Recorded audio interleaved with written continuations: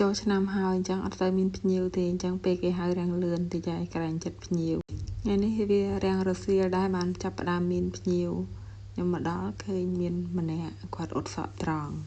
ពេលខ្ញុំដាក់ទឹកថ្នាំហើយហ្នឹងឡានដាក់ជីក៏មកដល់ល្មមពេលចាប់ចូលឆ្នាំអញ្ចឹងឡើងសូវមានភ្ញៀវអ៊ុតសក់ហើយអញ្ចឹងផ្ទះគាត់ចាប់ផ្ដើមលក់ជីម្ដងថ្ងៃហ្នឹងបានភ្ញៀវតែ2នាក់ទេម្នាក់គាត់អ៊ុតសក់ត្រង់ហើយនៅម្នាក់ទៀតហ្នឹងគឺគាត់ដាក់សក់ពណ៌បន្ទាប់ពីរួចរាល់អស់ខ្ញុំត្រឡប់មកផ្ទះវិញហូបបាយនឹងហូបអត់សូវឆ្ងាញ់ទេដោយសារខ្ញុំអត់តាន់ជីដល់ពេលអញ្ចឹងវាឈឺថ្មិញចេះតែប្រឹងតាពីទៅកាលពីមុនបើបានមកហូបរបៀបហ្នឹងឆាផ្កាខាត់ណាអញ្ចឹងគឺឆ្ងាញ់ណាប៉ុន្តែដល់ពេលឥឡូវដូច